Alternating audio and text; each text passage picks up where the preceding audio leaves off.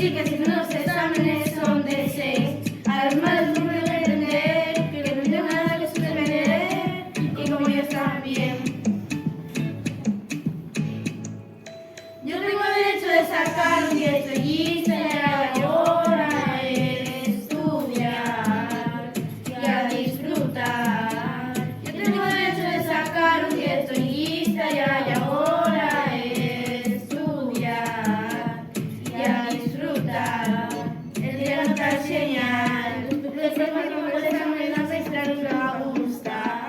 El tercer día tiene 6, pero voy a ir trabajando normal. Muchos son los que me piden, pero pocos son los que trabajan. Soy selectiva con mi grupo normal, por razones obvias. A los exámenes soy su fobia, y saben que veo y no quiero estudiar. Nadie va a decirme que tengo de estudiar.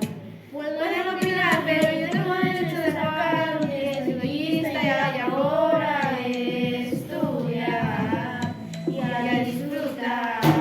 Yo tengo derecho de sacar un 10 egoísta y ahora estudiar y a disfrutar.